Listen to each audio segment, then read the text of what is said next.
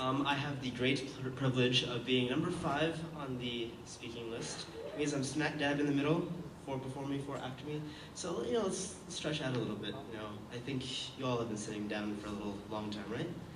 Oh wow, no one's moving. Thanks, guys. All right, settle down. All right, children, gather around. It's time for our midday story. No, it won't be an excerpt from Mother Goose. Instead, I'll speak in the form of Dr. Seuss. It's not scary or funny, nor does it have any wit. It's about a boy, and that's about it. No adventures, no saviors, no villains or damsels, no brothers or sisters, no mosque or its members. This is where the Seussical ends. Let's allow reality to set in. A little colder, a little darker. This is where my musical begins.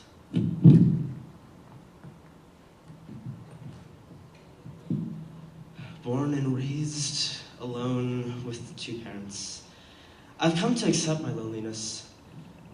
The most valuable lesson that my parents gave me was not to see my life as lonely, but rather to identify my life as homey. Oh, how hard they tried to make me feel special. The older I got, the more special I got. But special is just a word, and I am the dictionary. Call me a word, and I know hundreds that I am not. There are 5 words that I am not. Conscious, that's the first one. Religious, that was the second one. Comfortable, that's the third one. Identified, almost forgot. Then 2 towers came crashing down and began my persecution. Is one that I suffered alone, but then again, suffering was the 5th word I was not. No discrimination, no intimidation, it's like I was normal. Sounds weird, right? Why would I be emotional about being normal? It's because I was detached from the plight of my fellow Muslims, as they felt the hate, felt the fear, and the only fear I had was if I'd have batteries for my Game Boy. And while it is a scary thought to come across a rare Pokemon and catch it with the one Ultra Ball you have left, feeling immense amounts of joy only to watch your Game Boy screen flash off before you can save it, it's scarier to think, maybe I shouldn't go to the mosque to pray. Maybe I shouldn't grow out my beard. Maybe I shouldn't wear this hijab. Maybe I shouldn't admit to being Muslim. It's scarier to think that someone's deen could flash off before he could save it. But that wasn't a concern of mine. I didn't have a deen to die. That is, until one day my friend asked me to come with him to pray. Sure, why not, I say. And pray we did on that Friday. Now, it's not like I've never prayed before, but on that day, it's like I never prayed at all. And so begins my Muslim story. 3 minutes in? 17 years in. That was when I first felt the Ummah's heartbeat. Who knew that all this time I was clinically dead? Being without siblings, without family nearby, I was used to being alone for so long.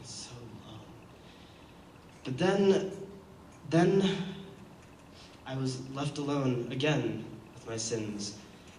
And so I had a decision to make. Do I choose this deen or not? But the MSA stepped in and all my doubts I forgot. Year one was I was lost. Finding myself was a struggle. And I made mistakes, met lies, met fakes, but in the end, I did what it takes to make it to year 2. Oh, what a ride that was. I was met with love, with hate, with rape, with death, and in the end, I will never forget that year. Year 3, things began to slow down, and then people started calling me president. And I had a great responsibility, but I didn't have great power. Instead, I had great fear.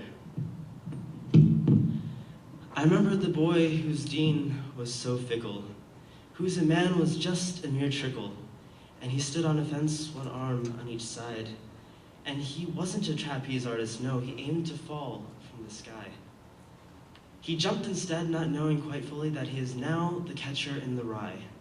And while this Holden Caulfield wasn't living a fantasy, he aimed to, instead, for others, make a slam a reality. Year 4, realization began to pour.